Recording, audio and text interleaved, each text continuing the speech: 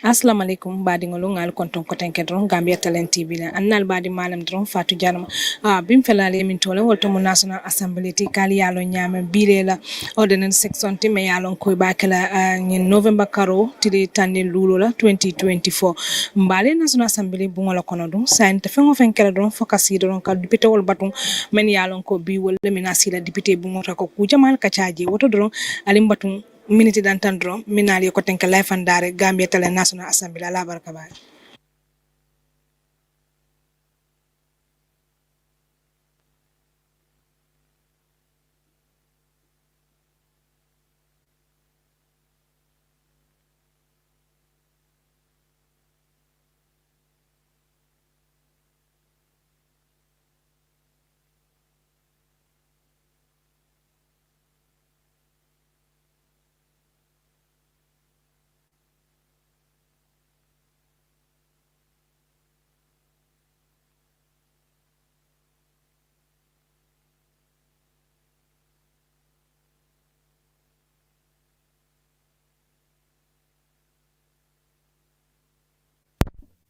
Almighty God, who in thy wisdom and goodness has appointed the offices of rulers and parliament for the welfare of society and just government of men, we beseech thee to behold with thy abundant favor us thy servants, whom thou hast been pleased to call to the performance of important trusts in this land.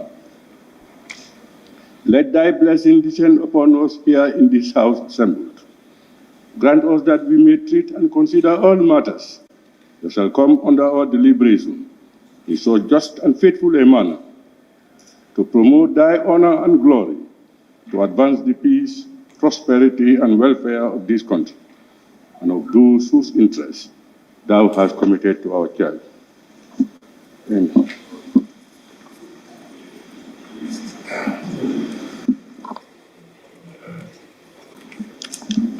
Honorable members, I convey to you all a warm welcome as we return to this chamber since the adjournment of the Assembly in an extraordinary session last month. As we commence the fourth ordinary session, which is generally referred to as the budget session, we must brace up for the busiest and, of course, the longest session of the Assembly each year. I therefore express my profound gratitude to Allah subhanahu wa ta'ala for our lives and for making it possible for us to interact once again in the service of our dear country and people. I pray that Allah continues to guide us through the session and beyond. Equally, let me seize this opportunity to welcome the Honorable Minister for Finance and Economic Affairs, and indeed our partners, the media, to this fourth and final ordinary session of the Assembly in the 2024 legislative year. Honorable members, may I also recognize your tremendous efforts and commitment to your respective oversight committee works. I similarly extend same to the clerk and the National Assembly Service for the support and guidance throughout the process. This has once again demonstrated our commitment and dedication to national duty, and I will urge all of us to keep up the momentum or even do better. Honorable members, as we may recall, during the recently concluded extraordinary session of this August Assembly in the 2024 legislative year, the Assembly ratified the Memorandum of Understanding on Circular Migration between the Kingdom of Spain and the Republic of the Gambia, and equally approved the nomination of Mr. Khalifa M. Mbai for appointment as Clerk of the National Assembly, effective 20th December 2024. Please take notice that the legal instrument of ratification of the MOU and the appointment letter for Mr. Khalifa Mbai were conveyed respectively.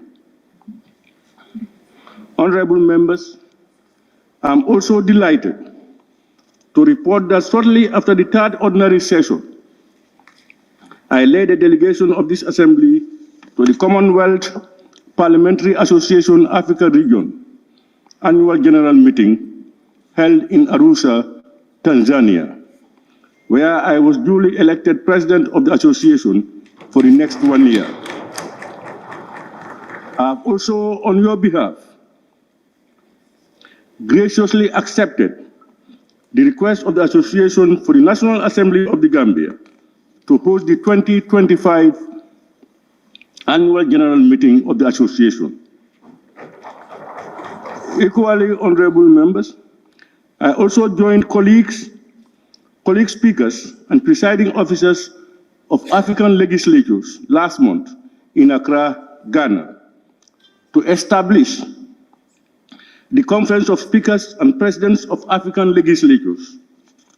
This is the first time in our history as African parliaments that a common platform for African speakers, regardless of language, geopolitical orientations, or sub-regional differences, is created to enhance dialogue and exchange of ideas in the furtherance of the objectives of our parliaments. As speakers and presiding officers of African parliaments, we believe that it is necessary to have single organization where all of us can converge, engage, discuss, and address challenges facing our parliaments. It is our hope that the Conference of Speakers and Presidents of African Legislatures will provide a vital platform for collective action, ensuring Africa's development agenda remains on track by open discussions among legislative leaders to identify solutions, building partnerships to drive Africa's development and encourage mutual support among member states. Finally, honorable members, pursuant to Section 152 of the 1997 Constitution of the Republic of the Gambia, and Order 86 of the Standing Orders of the National Assembly, the Honorable Minister for Finance and Economic Affairs shall today table the 2025 estimates of revenue and expenditure of the Republic of the Gambia for period 1st January to 31st December 2025, both days inclusive, for consideration and approval of this August Assembly during this ordinary session. Therefore, I urge honorable members to kindly take note of the relevant provisions of the Constitution and the standing orders for guidance during this session. I thank you for your attention. Clerk, may we proceed? Correction and approval of records of votes and proceedings of the National Assembly sitting of Saturday, 19 October 2024. Honorable members, the record of votes and proceedings of the National Assembly sitting of Saturday, 19th October 2024 is before us for consideration and approval. Can any honorable member please move that the said record of votes and proceedings be considered and approved? Honorable Member for Sabak Sanjal. Thank you very much, Honorable Speaker. I rise to move that the records of votes and proceedings of the National Assembly sitting of Saturday, 19th October 2024 be corrected and approved. Honorable members, any seconder? Honorable Member for Sani Mentoring. Thank you very much, Honorable Speaker. I rise to second the motion. Thank you. Honorable members, it has been moved and seconded that the record of votes and proceedings of the National Assembly sitting of 19th October 2024 be considered and adopted. Honorable members, we all have copies of the said record of votes and proceedings. And as usual, we look through it page by page, and you can make your observations and comments. Beginning with page 1.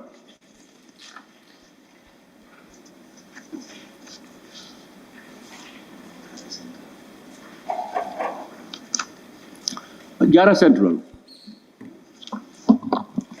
Thank you very much, Honorable Speaker. Before going to page 1, on the cover page, Honorable Speaker, the caption there, which indicates second ordinary session, we should have inserted extra. Second extraordinary session. Have you seen it? Yes, thank you. Thank you very much. On the cover page, honorable members, it should second extraordinary session.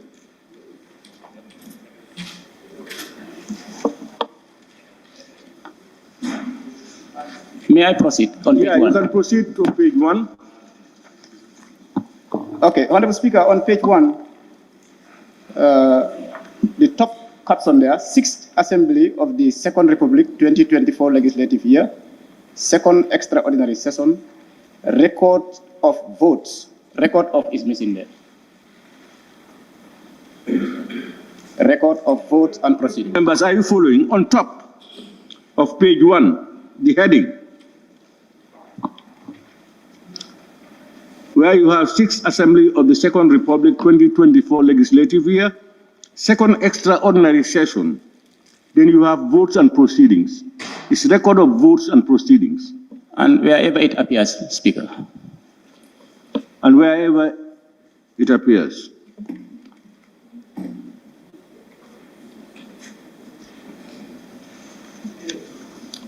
Thank you, Honorable. Any more on page 1?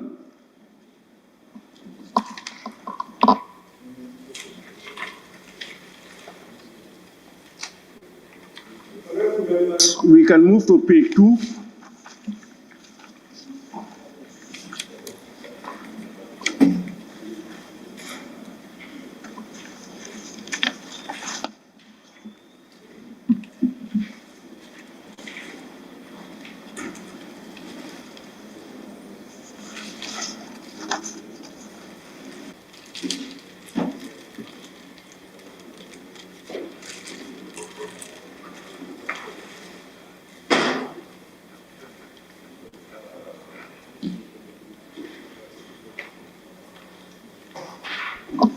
Honorable members, we now move to page 4.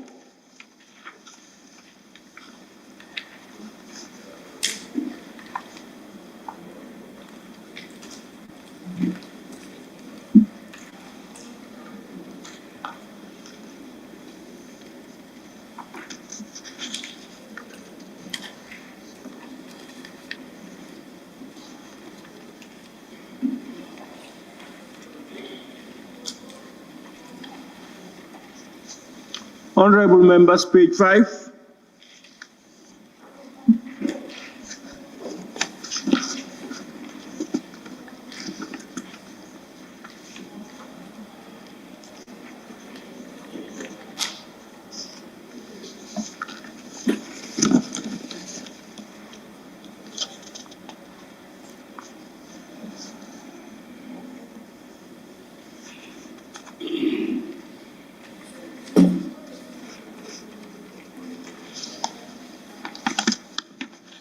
Okay, thank you very much, honorable members.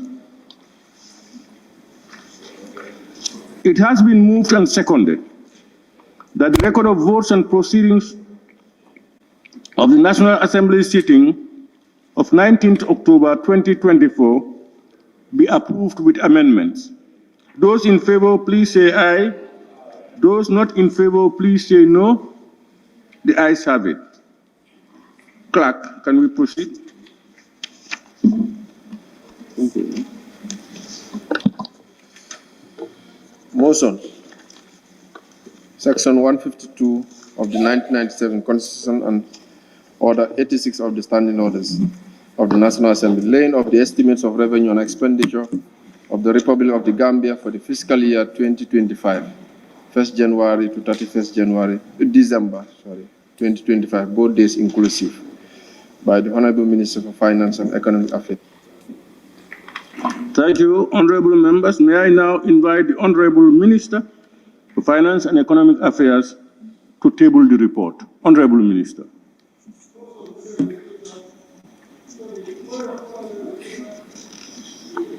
Point of.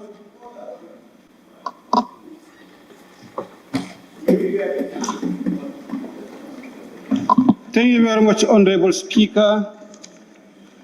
Honorable Speaker, relying on Section 152(1) of the Constitution, that is very well quoted as one of the bases for the laying of this budget.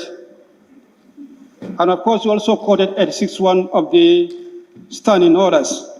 I refer you to Section 152(1) of the Constitution.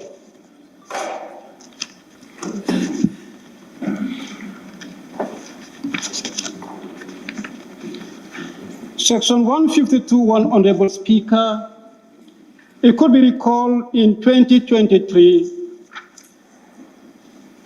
Act number 7,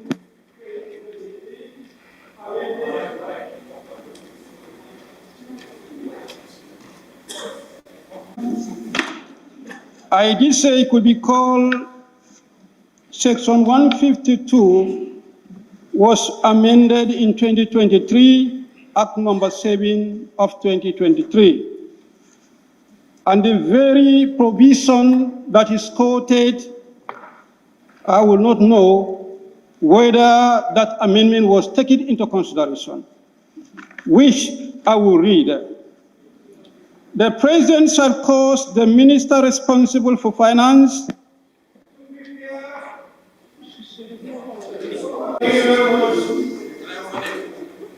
the President, 152(1), the President shall cause the Minister responsible for finance to prepare and lay before the National Assembly at least 60 days before the end of the financial year, estimate of revenue and expenditure of the Gambia for the following fiscal year. The estimate shall include any estimate which under this Constitution are to be submitted directly to the President by the Chief Justice or any other authority for presentation by the President to the National Assembly. If my mathematics put me right, today is on the 15th, going by that up to the end of the financial year, that is 31st of next month, by my calculation, I stand to be corrected. That is less than 60 days. That is about 45 days. And with that, Honorable Speaker, the constitutional requirement which is mandatory, the President shall cause, is flouted. And I don't think, Honorable Speaker, the other provision that is quoted regarding the standing orders 86(1), 86(1) of the standing orders,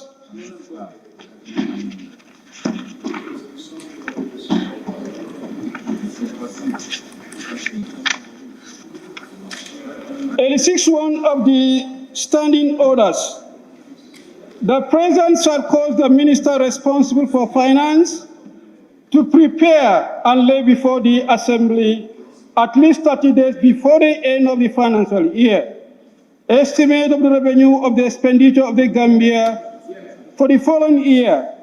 Estimate shall include any estimate which under the Constitution are to be submitted directly to the President by the Chief Justice or any order for the presentation by the President to the Assembly.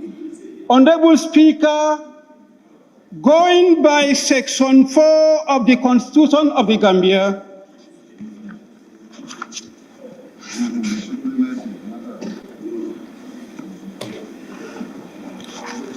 Honorable Speaker, Section 4 of the Constitution of the Gambia, 1997, the supremacy of the Constitution. This constitution is supreme law of the Gambia, and any other law found to be inconsistent with any provision of this constitution shall to the extent of this inconsistency be void. Section 8 of Clause 86 of the Constitution does not stand before the Constitution that call for 60 days minimum requirement for the budget to be laid before the end of the financial year.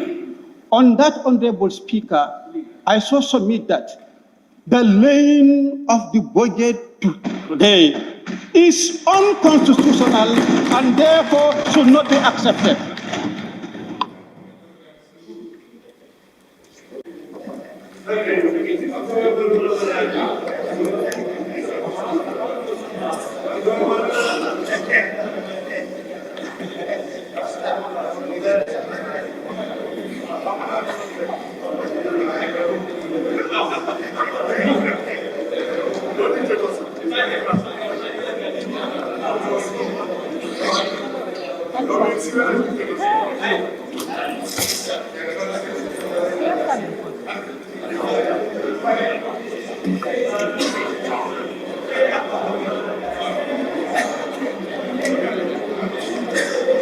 Yes, Honorable, I saw the tag of Deputy Speaker. Was your tag up?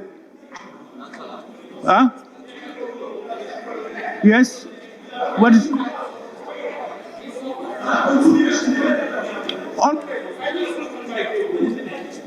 No, keep quiet, please.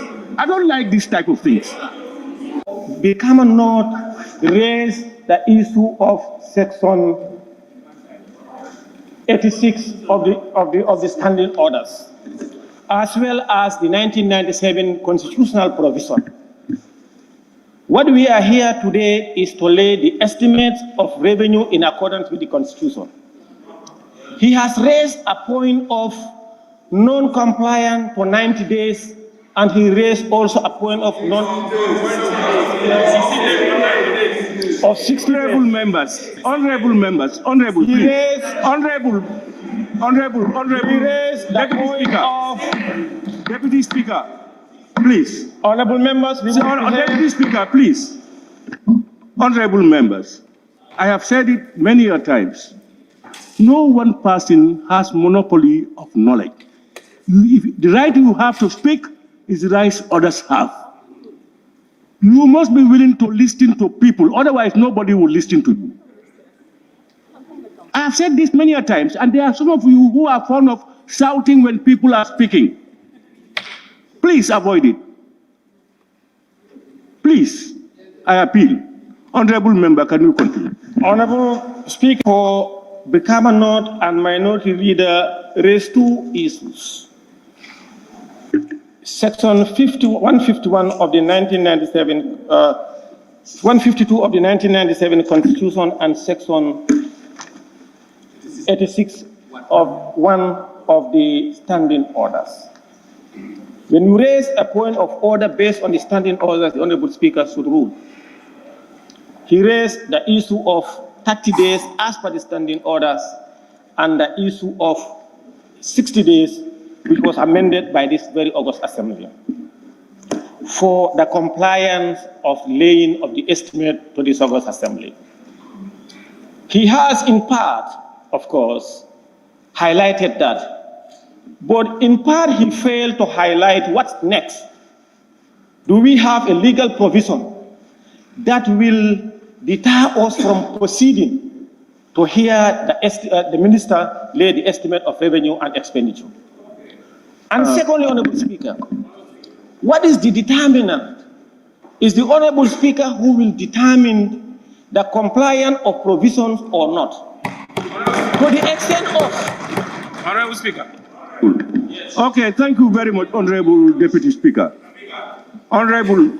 I am not entertaining any more issues. The Honorable Minority Leader and member for Brikama North has raised a point of order, which I have listened to. Now, before I respond to his point of order, Honorable Minority Leader, we have with us the Honorable Minister for Finance and Economic Affairs.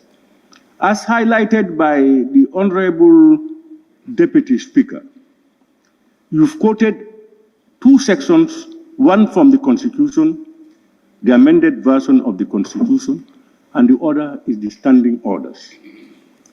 And as he rightly said, when we make decisions or you want to put a point of order, you do it as per our standing orders. Now, that aside, we will entertain the Honorable Minister hearing what the minority has said. But let's remember also that we fell in the same bag last year following the amendments. Last year, this was amended sometime around the last quarter of last year, around September or so. It was amended. We had our December sitting. We could not meet the deadline of the 2 months or 60 days because it involves, the whole transition involves a host of things that the Ministry of Finance with their collaborators must work with. And we noted that. We acknowledge that. In as much as we are not dealing with the Quran or the Bible, we noted it. So, who is shouting? I will seriously frown on anybody who wants to disturb, honestly. So, honorable members, here is the case. And now, Honorable Minister, I will invite you listening to the Honorable Minority Leader. Point of order, Honorable Speaker. Yes, Honorable. Point of order. Yes, Honorable Speaker. Honorable Speaker, thank you for giving me the floor. And Honorable Speaker, I have just looked at on the statement of the Minister. No, I'm coming. We are on these issues still now. The issue here is, Honorable, the Minister's putting on his statement that we have seen in connection with the minority leader, that he is thanking the authority of the Assembly. I wanted to know, this thing, there was a particular time.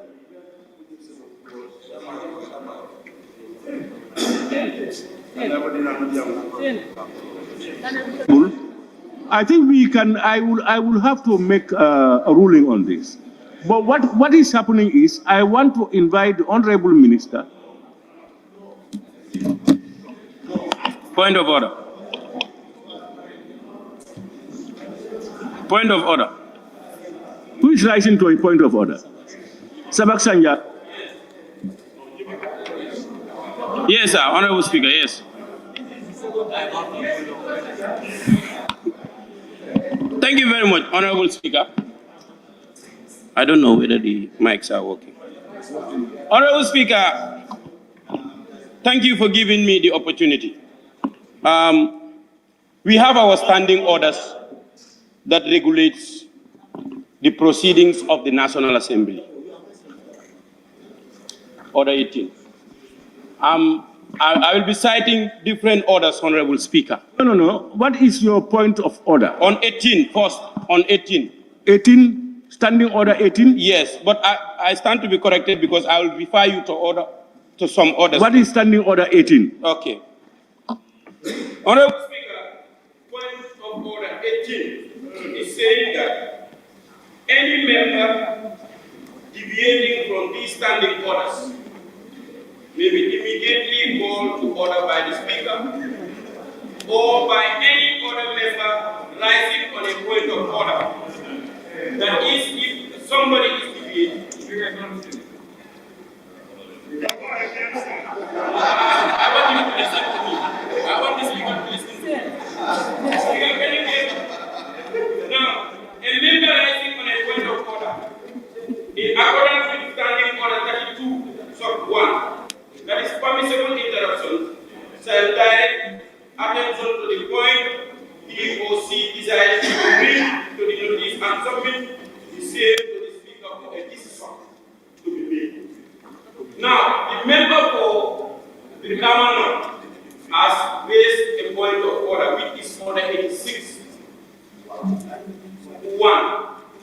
which says the President shall cause the Minister responsible for finance to prepare and lay before the Assembly at least 30 days before the end of the financial year.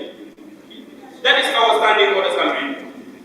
Honorable Speaker, you cannot rely on the standing orders of the National Assembly to question the provisions of the 1997 Constitution. Because the 1997 Constitution supersedes every other law.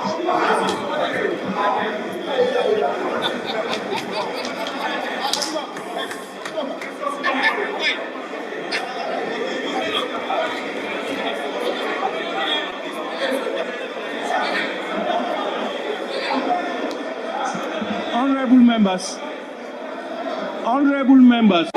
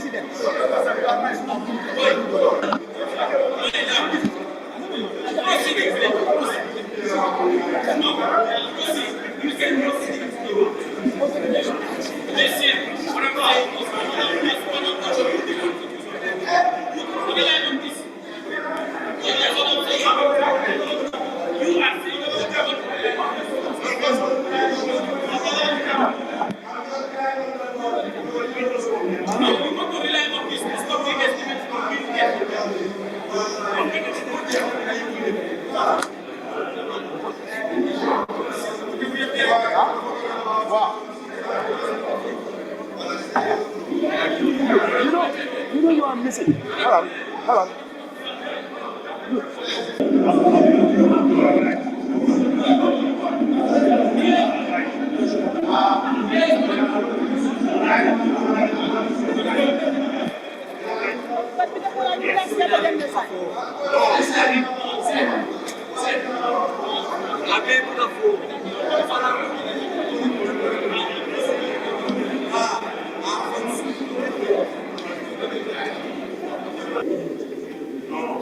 I was hijacked. I don't know what to do.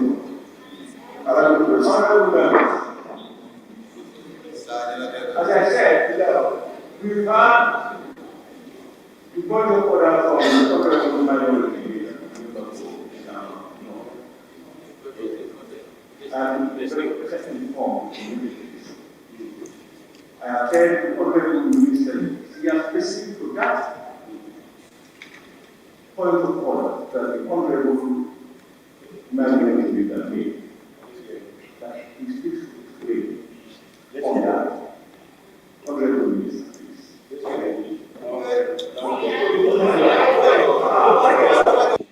Should be enhanced fiscal we have to really fund. The fund came here and we looked, there are certain government policies like salary reviews that we wanted to do, which we could not agree in the field.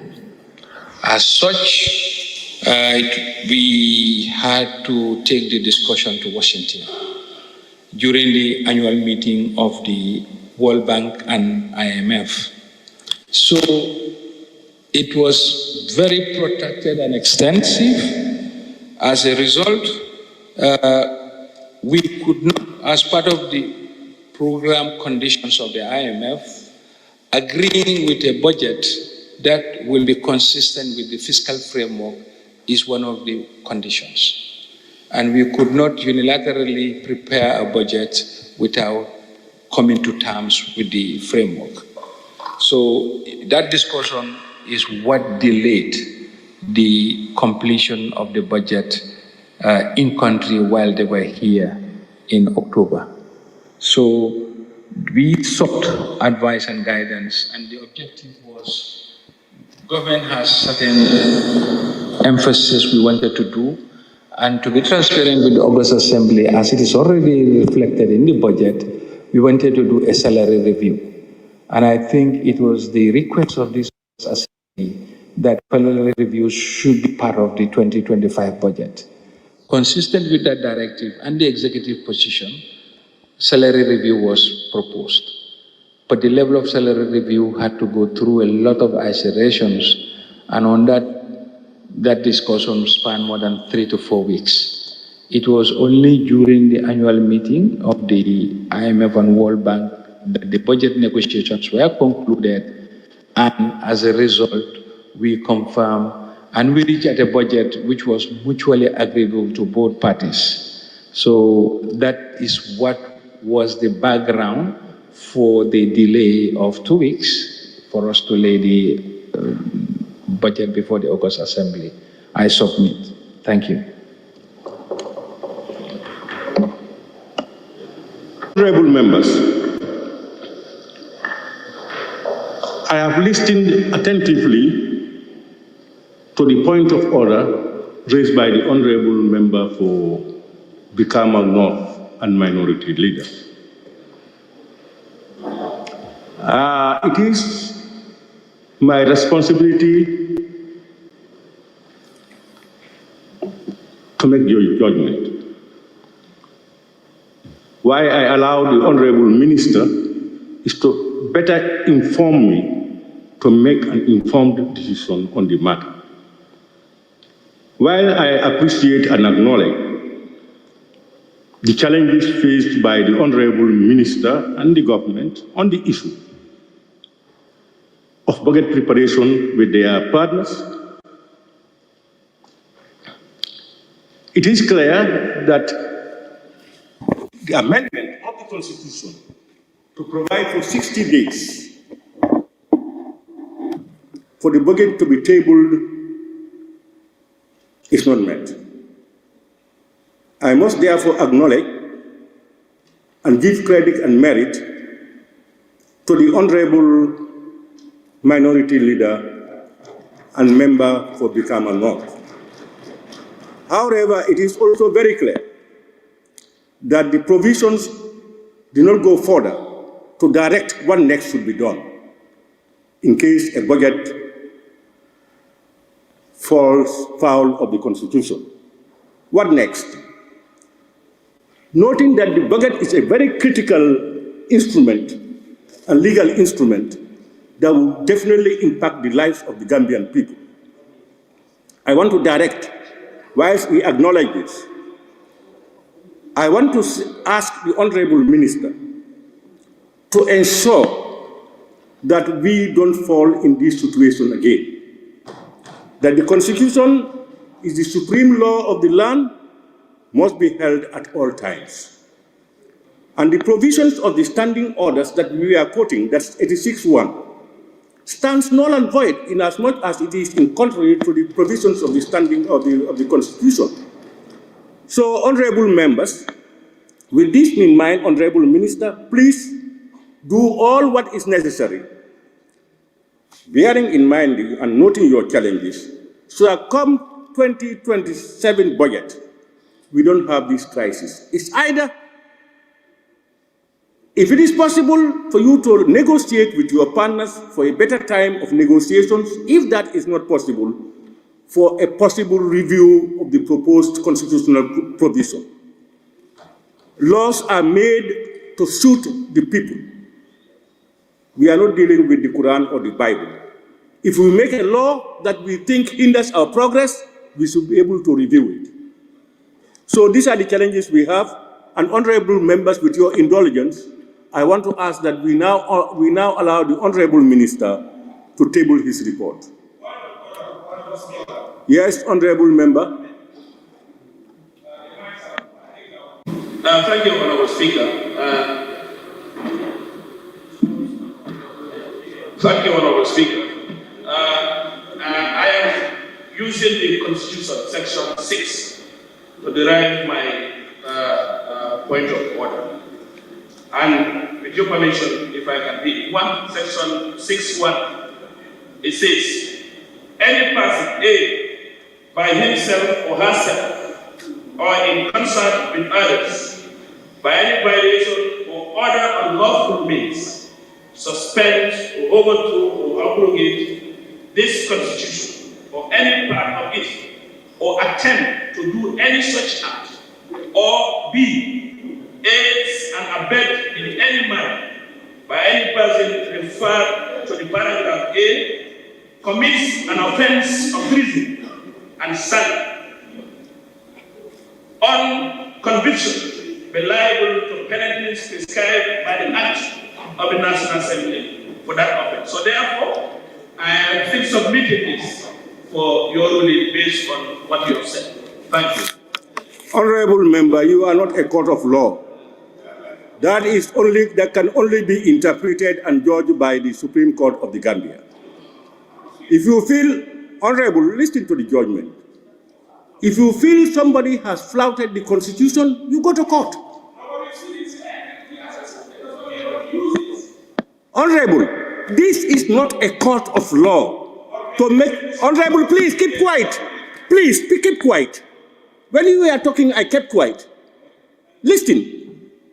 I am ruling that you are out of order. We are not a court. If anybody feels that there is a violation of the Constitution, resort to the courts, and then they will make a determination. I am ruling it out, and Honorable, I have ruled. Honorable, I have already ruled. Honorable Minister, can you please take the floor? Point of order, Honorable Speaker. Huh? Honorable, please. Honorable, please.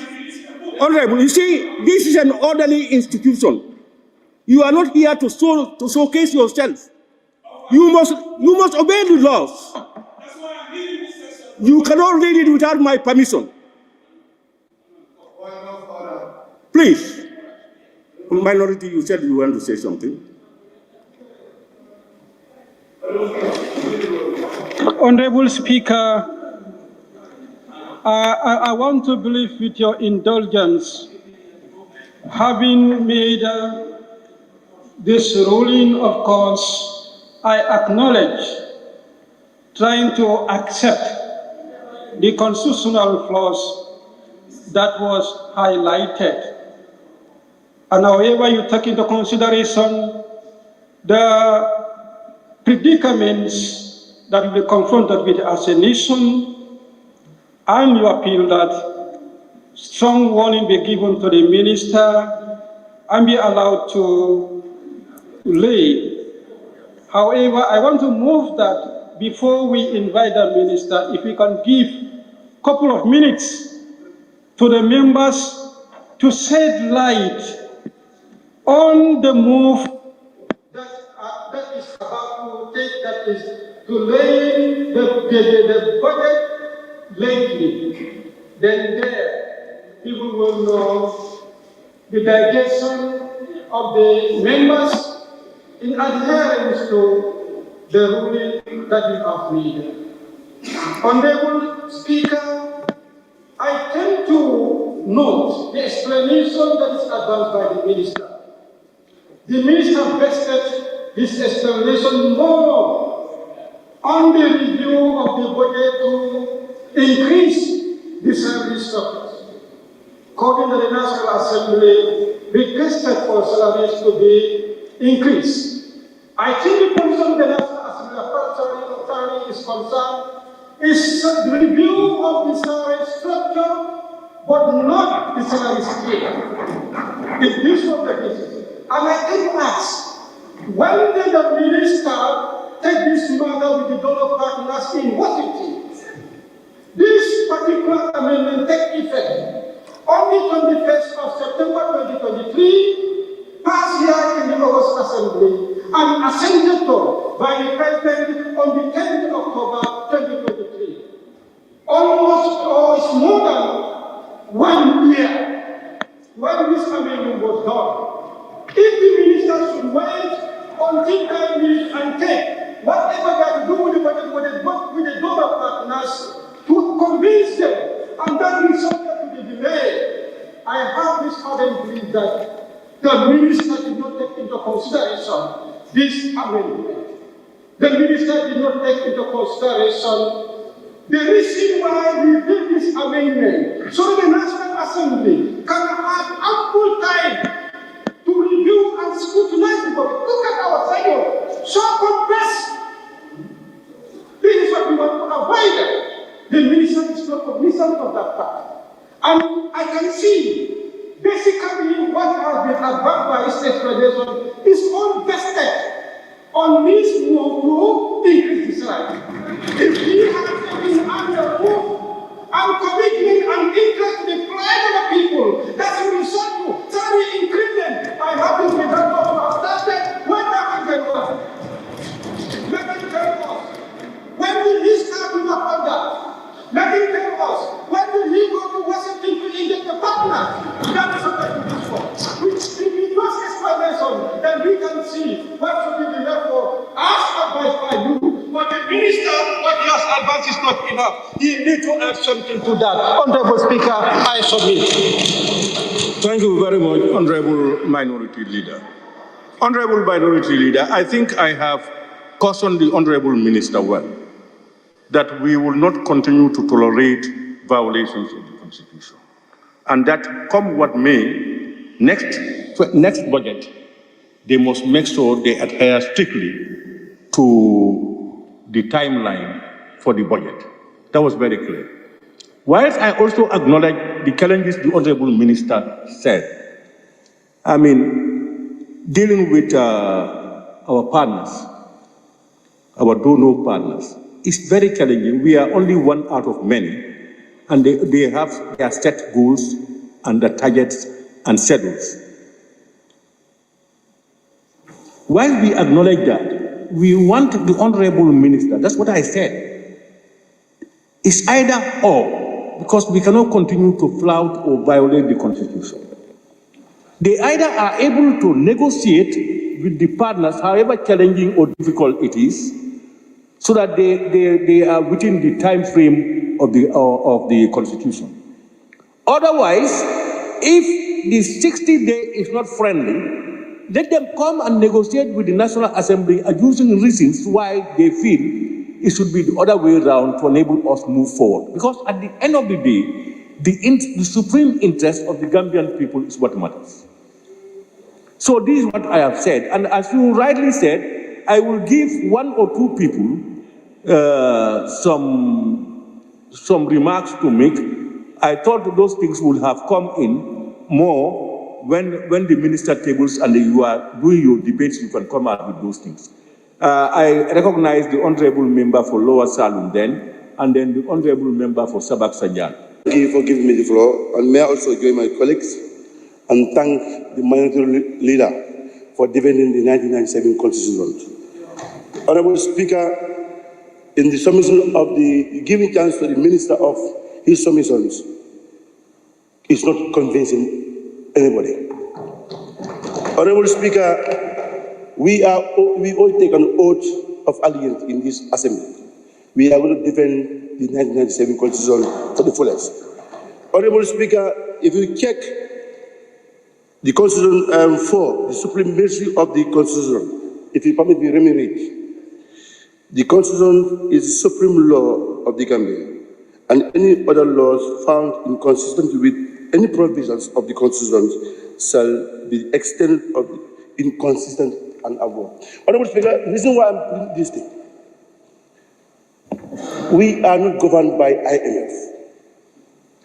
We are a sovereign state that we are independent in 1965. Foreigners will never develop any country. Honorable Speaker, already the Constitution is breached, and even our sitting is illegal as National Assembly. What we are doing is illegal.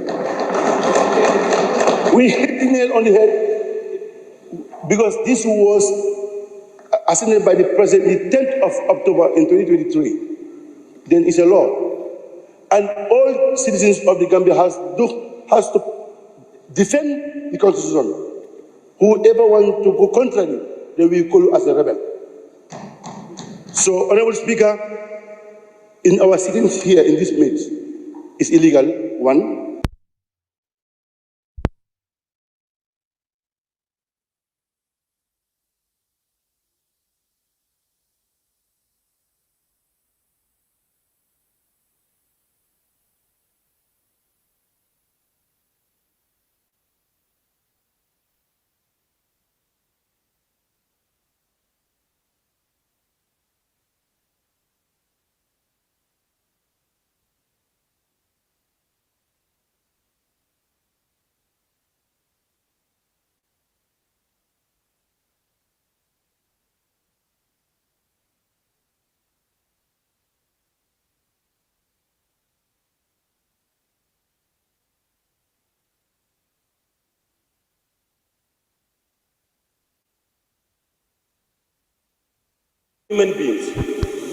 Human beings are bound to make mistakes.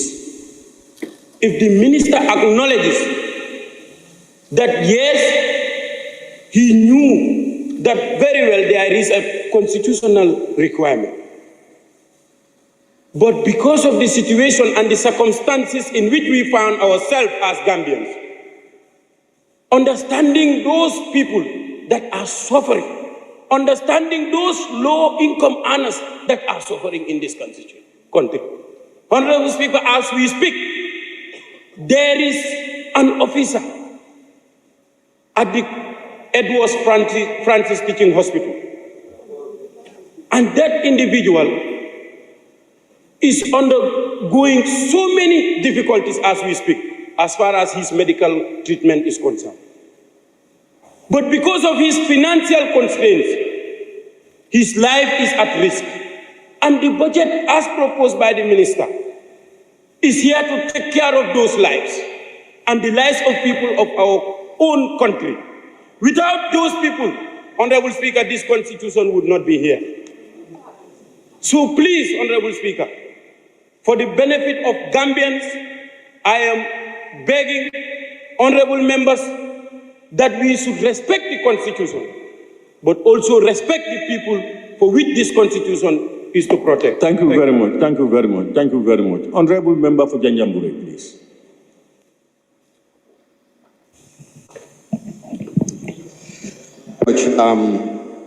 Honorable Speaker, and thank you very much to the minority leader for coming up with this issue. And my contribution, Honorable Speaker, would be, I would start with reflecting on the Constitution, because it's either I have overheard that if the Constitution is not passed, it seems there is no other provision to cater for the executive. If the budget is not passed, that means there is nothing provided in the Constitution that will cater for the executive to administer the day-to-day activities of this country. However, I just want to remind us on Section 151, subsection 4. I believe with that provision, the executive has what it takes to come up with a formal budget to run the affairs of this nation in terms of our financial needs. That is just one aspect. The other issue I want to elaborate on is the issue of salary increment, having the minister to use that as a justification to convince this august assembly. For me, I don't think I am convinced with that justification for the simple reason that it was on record.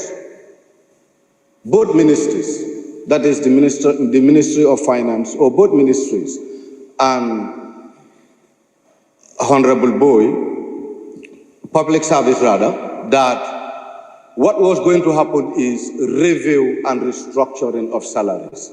Now, they're telling us that they're going to make 30% increment. And for me, that is not enough to take as an excuse.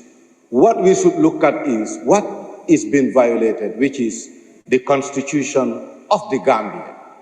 If The Constitution is violated, and also having a motion table before us to decide, for me, I want to believe that everything that we are doing here today, this morning, is wrong. And we must recognize that and also find a way out. And in finding a way out, I want to propose that the Assembly go on a stand down for the minority and the majority caucus to discuss within themselves and find a way forward, but not otherwise. Thank you. I want to believe that we are preempting a possible debate. Now, whatever excuses the minister might have given, whatever excuses the minister might have given, even if he had given the excuse of a salary review or whatever, does not go to justice, or does not go to prevent a violation of the law. So that basis is not there.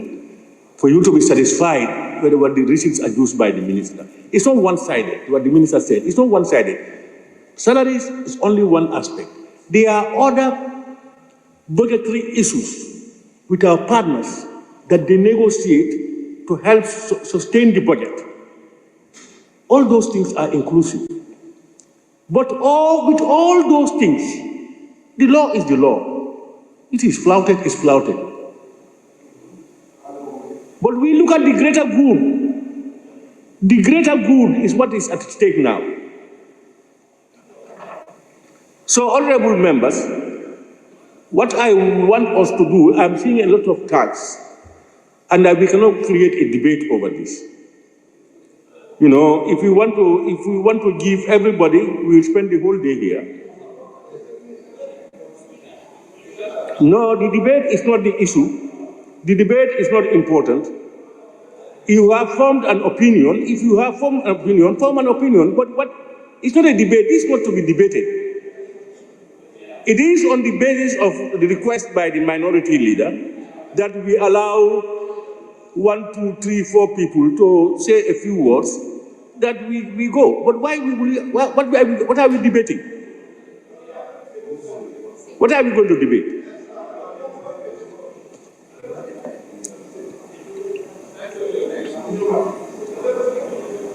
Majority leader. I think, majority leader, I think what we will do, because I will not entertain the debate on this issue. What I will do is we ask the Assembly to stand down for 10, 20 minutes.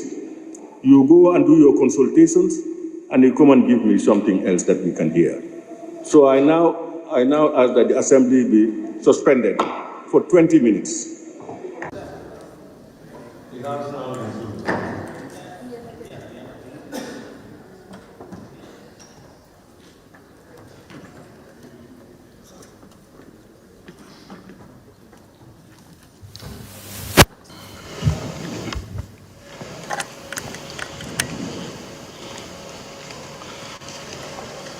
Honorable members, on a closer look at section 1521 of the Constitution as amended, it directs the President through the Ministry of Finance and Economic Affairs to lay the estimates of revenue and expenditure of the Gambia. It does not direct the National Assembly or specify any legal consequence for the failure of the executive in meeting the deadline. In other words, it does not mandate us to reject the tabling of the estimates if it is brought out of time. In fact, the National Assembly's duty is embedded in section 1521A, which is to give consideration to the estimates once tabled within the time frame provided for by the Constitution, that is 30 days, as amended. Honorable members, under these circumstances, we cannot rewind the hands of time to consider the estimates at the required time. seeing that the estimate is a critically important instrument to run the affairs of the state. For the next fiscal year, I will indulge the understanding of this August Assembly to allow the Honorable Minister proceed with the tabling of the estimates. However, in doing so, I will instruct the Honorable Minister to tender his sincere apologies without any explanation to this August Assembly on the failure on his part to meet the required deadline. Honorable members, under these extraordinary circumstances and for public interest reasons, the tabling of this motion is necessary to avoid any possible shutdown of the operations of the state, including the legislature and the judiciary. Honorable members, after consultations with the leadership of both sides of the Assembly, it is therefore my ruling, in accordance with Order 8 of the Standing Orders of the National Assembly, that after the apology of the Honorable Minister, we proceed with the formal tabling of the estimates. I thank you. This ruling is final. Honorable members, I will now call the Honorable Minister of Finance and Economic Affairs to take the table and make his apologies.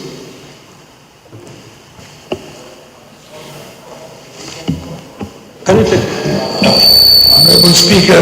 Speaker and members of the August Assembly, due to exigency of the state, I unreservedly apologize for the delay in tabling the budget.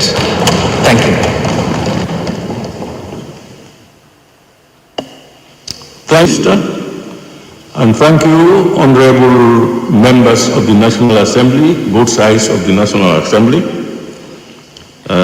In the interest of the Gambian people, the agreements you have reached, I will now call upon the Honorable Minister to table his report. Honorable Minister. I would like to submit for consideration and approval by the National Assembly the estimate of revenue, recurring and development expenditure of the Republic of the Gambia for the fiscal year 2025. The legal basis for today's event, that is the tabling of the 2025 budget estimates with the National Assembly, is anchored on the 1997 Constitution and the Public Finance Act 2014. According to Section 152 of the Constitution, His Excellency, the President, shall cause the Ministry of Finance and Economic Affairs to prepare and lay before the National Assembly estimates of revenue and expenditure of the Gambia before the end of each fiscal year for the following year. Furthermore, Section 21, subsections 1 to 3 of the Public Finance Act 2014 equally requires the Minister to lay before the National Assembly the appropriation bill documents, and Section 24 of the same Act specify the contents of the appropriation bill documents. Consequently, these relevant documents are now incorporated in the 2025 estimates of revenue and expenditure. It is also worth to note that, considering the foregoing, the Public Finance Act 2014 provides under Section 27 thereof for the National Assembly to appoint temporarily or permanently a core team of technical staff to assist in gathering information, making research analysis on issues pertinent to its deliberations and resolutions on the budgets submitted by the Minister of Finance and Economic Affairs. Honorable Speaker, the Minister of Finance and Economic Affairs is responsible for the overall coordination, formulation of the national budget, in line with both the Constitution and the Public Finance Act 2014. Prior to its submission to the National Assembly, the draft estimates of revenue and expenditure should be considered and approved by the Cabinet. In this regard, we hereby inform this August Assembly that the Cabinet has already reviewed and cleared the draft 2025 budget. The 2025 budget is anchored on the reduction of overall fiscal deficit aimed at achieving debt sustainability and enhance economic development by investing in human capital, infrastructure, and agriculture. For this reason, the ministry intends to continue the drive towards the rationalization of expenditure, improving domestic resource mobilization, restructuring the debt profile to reduce the burden of debt, and focusing on concessional financing of infrastructure projects identified in the Recovery-Focused National Development Plan. Also provided is a program-based budget pilot 2025 to 2026 document demonstrating the ongoing effort to transition from the traditional line budget to program-based budget framework. The addendum provides context on the economic and policy environment shaping the proposed budget and demonstrates clear links between the ministry's, department, and agencies' budget programs and the recovery-focused NDP 2023 to 2027. By aligning the budget allocations with national priorities, this shifts the emphasis from input-based budgeting to performance-based budgeting, budget-focused budgeting, and enhancing the effectiveness of decision-making. This initiative aims to drive more strategic and impactful use of public resources. Furthermore, the draft 2025 estimate seeks to support economic development through provision of quality services in agriculture, education, health, infrastructure development, and the modernization of the public administration for a more inclusive and resilient growth. Emphasis is being placed on building the human capital base through investment in education, health, support poverty spending, including the emergency relief and the ongoing investment in the infrastructure and energy. Honorable Speaker, despite the global and domestic challenges, economic growth remains relatively stable, largely due to the stabilizing macroeconomic environment, strategic investment in infrastructural projects, increased productivity in agriculture, recovery in tourism, and resilience in the remittance inflows. This economic growth is projected to continue with provisional figures estimating a growth rate of 5.8% in 2025. This will be driven by the expected stability in the macroeconomic environment and sustained growth in the productive sector in the medium term. The debt vulnerability of the economy is being addressed, and the 2025 budget is designed to continue to reduce the debt to GDP on a sustained downward trend. The debt to GDP was 85% in 2020 and declined to 83% in 2021. And further downwards to 72% in 2023. And for 2024 and 2025, this is projected to decline to 69% and 66% respectively. The downward trend reduction is a result of sustained economic growth over the period and careful management of the debt stock through prudent borrowing and enhanced domestic resource mobilization. Although there is an increasing risk from climate change, growth in the agricultural sector is expected to be boosted by the ongoing programs and priorities enshrined in the recovery-focused NDP. The sector will also benefit from ongoing initiatives by the government, development partners, and the private sector.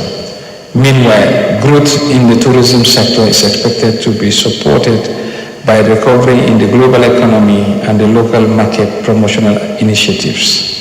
The government's drive to close the infrastructure deficit, coupled with sustained remittance inflows, will continue to serve as anchor for construction growth.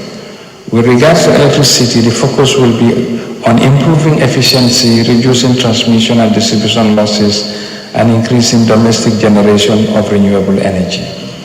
On the inflation front, the sustained tight monetary policy stance has triggered moderation in inflation from 16.7% in January to 10.0% in September.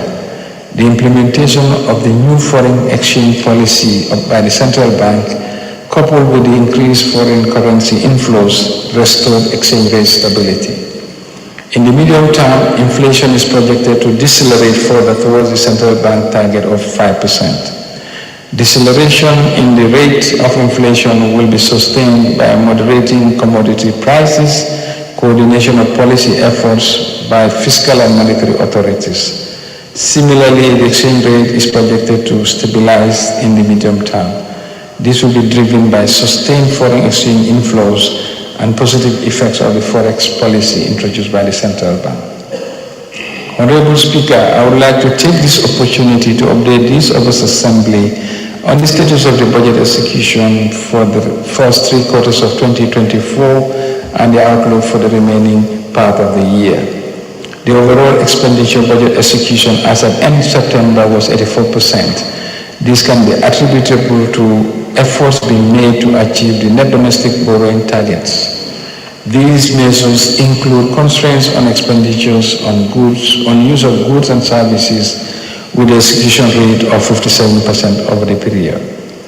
The expenditure budget execution has been particularly difficult this year to unanticipated expenditure shocks.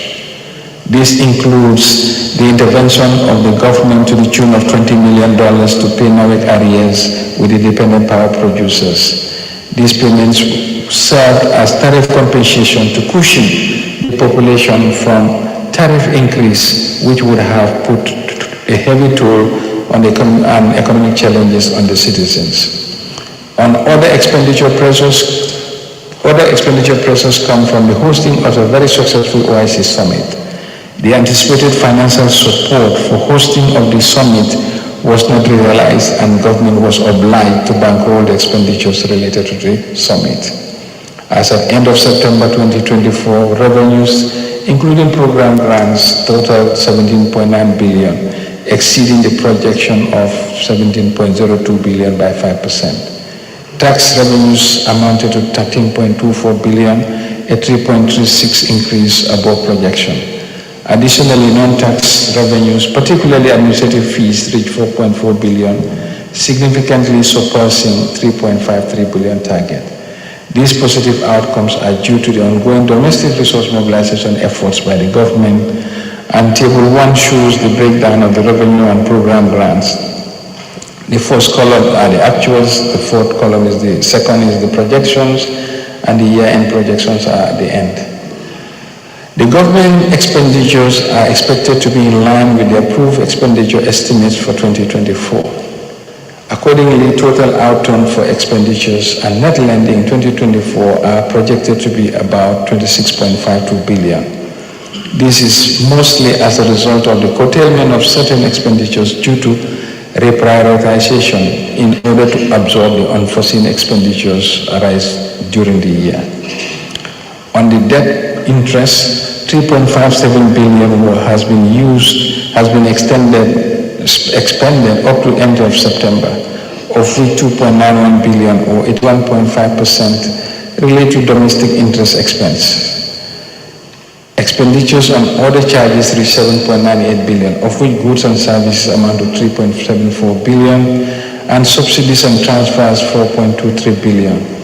The projected outturn for other charges for the fourth quarter 2024 is 2.29, which brings the projected year-end total to 10.37 billion. The outturn for capital expenditure to end September was 2.57 billion. Projections for the last quarter are estimated at 797 million, bringing the estimated total capital expenditure to in line with the approved capital budget of 3.36 billion. Table 2 indicates the expenditure and net lending for 2024. Honorable Speaker, the 2025 budget anchors on the reduction of the debt vulnerability and investment in human capital, principally education and health, infrastructure and agriculture to support enhanced economic development. To realize this, emphasis will be on the domestic resource mobilization, supporting the compensation of the core civil service, and investing in priority sectors mentioned above as in line with the recovery-focused National Development Plan. On the revenue estimates for 2025, total revenue and program grants is projected at 32.1 billion, representing an increase of 24% compared to the approved budget of 2024, which was 25.93 billion. This is as a result of significant increases in both the domestic revenue and program grants for 2025. Tax revenue is expected to increase by 23%, primarily driven by continued tax policy alignment, review of the investment code to strengthen control on tax expenditures, policy action to support tax compliance and enhance enforcement measures, and the implementation of digital solutions to improve administration. Both the corporate and personal income taxes are expected to grow due to strengthened compliance through data matching, revocation of special investment certificates of non-compliant companies, and other enforcement actions. Value-added tax will also see a boost in 2025 thanks to the ongoing audits in key sectors like telecoms and banking, planned audit in the hospitality sector, and the planned introduction of an e-VAT invoicing system, which we anticipate will reduce fraud. On non-tax revenue is expected to increase by 45% in 2025 compared to 2024, mainly due to the anticipated receipt of $3.5 billion, that's $50 million, as the payment for the second tranche of the Senegambian Bridge Asset Recycling Program. The 2025 estimates include expected budget support of $3 billion from our development partners compared to $3.18 billion in 2024. The bulk of the budget support is expected to come from the World Bank, 2.065, that's $29.5 million, European Union, $945 million, which is 13.5 million euros. Emphasis should be placed on the tracking of revenue performance, particularly for the domestic revenue, in order to ensure that the annual expenditure can be implemented for effective public service delivery. Table 3 indicates the breakdown of revenues for the fiscal year 2025 compared to 2024. Honorable Speaker, please allow me to explain the proposed expenditure contained in the 2025 budget according to the broad classification of government expenditures. Total expenditure on net lending are projected to increase by 22%, rising from 26.52% in 2024 to 32.3% in 2025. It is worth noting that this figure excludes foreign and domestic amortization, which when added yield the appropriation amount of 37.84 billion. The increase in the total expenditure is driven by increases in other expenditures, which is expected to increase from 21.13 billion to 26.12 billion. This is the result of increase in projected personnel emoluments, use of goods and services, subsidies and transfers, and capital, which are expected to increase by 21%, 30%, 29%, and 11% respectively. The projected increase in personnel emoluments from the approved budgets of 7.39 for 2024 to 8.93 in 2025 is largely driven by the projected 1.54 billion impact from the proposed salary increase and the increase of transport and residential allowances. The increase in the personnel emolument is due to an average of about 30% in salaries of the core civil service. In addition, the transport and housing rent allowances will be increased from 1,500 to 3,000 and from 1,700 to 3,500. These increases in allowances will apply to grades 1 to 8 under the integrated pay scale of the civil service. Similarly, the government is proposing to increase the tax exemption threshold from 24,000 to 36,000. That means anybody earning salary of 3,000 per month will be tax exempted for the first 3,000 monthly. This 2025 salary increase will make a total salary increase of 60% from 2022 to 2025, 2022 30% and 2025 30%. And it will bring the total salary increase to 110% under the leadership of His Excellency Alain Barrow. This is a manifestation that the budget allocation of the government is people-centric with the aim of improving the life and livelihood of Gambians. And another significant allocation is the $1 billion to the energy sector to ensure a reliable supply of electricity. Debt service continued to attract the largest portion of the budget, and for 2025, 11 billion, that's about 29% of the budget, will be allocated to debt service. This is due to the commencement of the debt servicing following the end of the debt service suspension initiative, which was triggered by COVID-19 response. For goods and services expenditure, the projected increase from 5.43 billion in 2024 to 7.06 billion in 2025 is mainly due to the OIC-related expenditures, excluding vehicle travel and rents and rates and training. Nevertheless, expenditure on vehicle is expected to increase from the approved budget of 135.62 million in 2024 to 800 million in 2025 to cater for vehicle areas of 400 million related to OIC. Meanwhile, subsidies and transfers are mainly subventions projected to increase from 4.94 billion in 2024 to 6.39 billion in 2025. This increase is mainly as a result of the energy subsidy under the Ministry of Energy and Petroleum, which is expected to cater for tariff compensation to NAWEC. Furthermore, increases in subvention for GRA with the anticipated higher revenue collection, hospitals, schools such as MOPSI are also expected to exert pressure. Table 4 shows the movement of the approved expenditure for 2024 compared to the estimate of 2025, including the percentage movements. Overall, debt service, that is including interest payment and amortization, is projected to reach 11.01 billion in 2025 from 7.5 billion in 2024. Debt interest is projected to increase by 15% from 5.1 billion in 2024 to 5.88 billion in 2025 because of the expected 63% increase in interest payment on external debt, as well as the expected increase in interest payments as on the 30-year bond.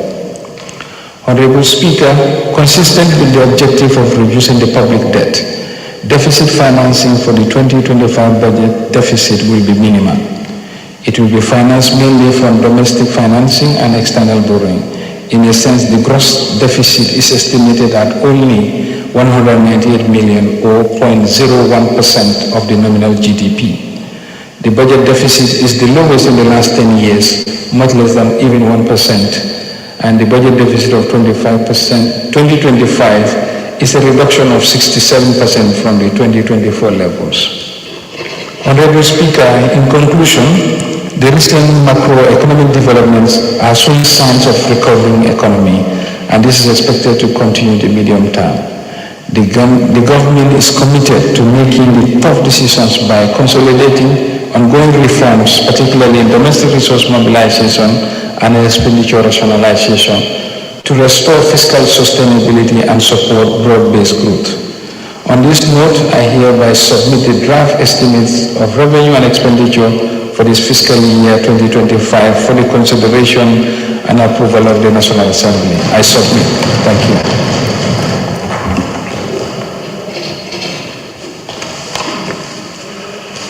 Very much, Honorable Minister. Honorable members, any seconder? Yes, Honorable Member. Thank you, Honorable Speaker.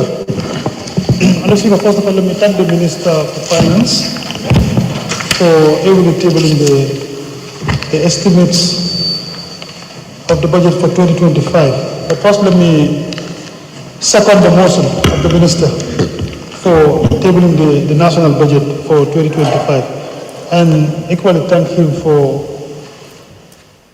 ably tabling it as well. This is important for the Gambia. We understand we might have issues with the estimate itself in terms of how it is brought in Parliament, but we will recognize that it's an important document for the Gambia that we all need to appreciate, and of course give it the maximum support that it requires as well. So, Honorable Speaker, with that few remarks, I thank the Minister and equally second the motion. Thank you. Thank you very much, Honorable Member, for all you will do, and the Deputy Majority Leader. Honorable members, The estimates of revenue and expenditure is an important document. This pivotal moment not only marks a significant event in the physical calendar, but also sets the course for the economic trajectory of our nation. It sets out the macroeconomic variables of the country in relation to revenue and expenditure of the Gambia and the programs it intends to execute to improve the conditions of the lives of the citizens for the year under review. This is a momentous occasion, one that marks the continuation of our collective efforts to ensure that government's fiscal policies align with our aspirations as a nation.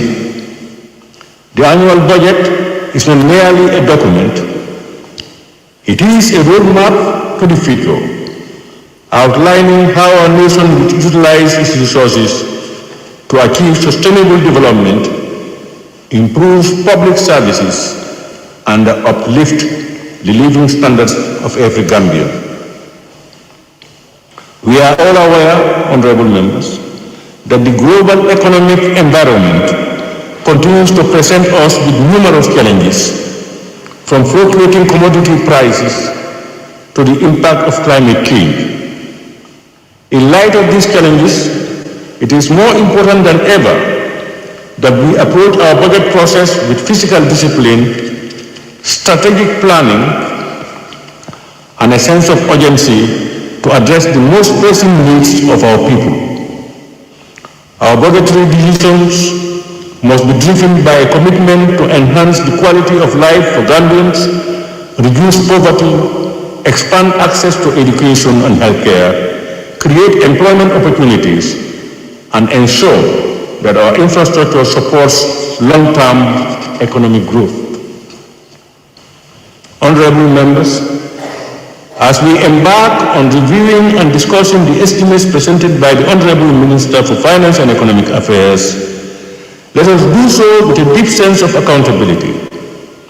It is therefore vital that we as lawmakers remain steadfast in our oversight role.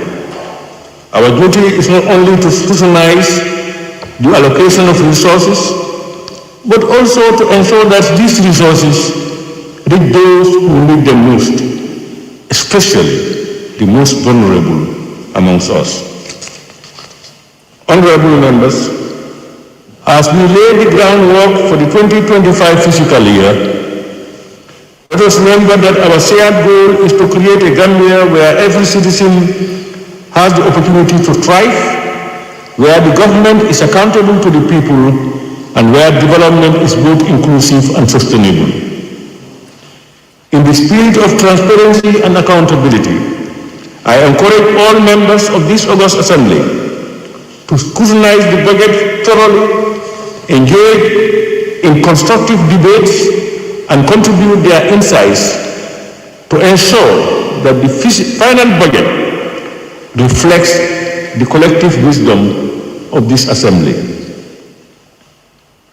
Cognizant of this reality, and of the provisions of Order 86-6A and B of the Standing Orders, the sitting will be adjourned to give members adequate time to review the document. Honorable members, as per the approved agenda of this ordinary session, the Assembly Business Committee has scheduled Wednesday, 27th and Thursday, 28th November 2024 for consideration and debate proper on the 2025 estimates, while the Committee of Supply will commence on Monday, 2nd and Tuesday, 3rd December 2024. Honorable members, before putting the question, I want to announce for the general information of members that the pre-budget training retreat is scheduled for the period tomorrow, Saturday, 16th November to Monday, 18th November 2024 at Bakadaji Hotel in Kololi, along the Batin Harding Highway. Accordingly, all honorable members are urged to take note of the scheduled dates for the retreat.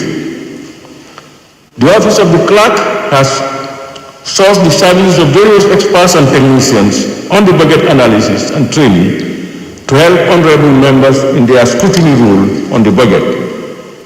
Therefore, honorable members, it is important that we all attend this important retreat to enable us thoroughly to scrutinize and digest this very important document. On that note, honorable members, I now put the question.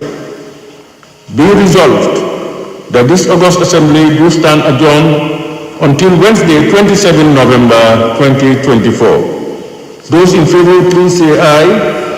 Those not in favor, please say no. The ayes have it. This Assembly now stands adjourned until Wednesday, 27th November 2024 at 10 a.m. prompt. Thank you very much.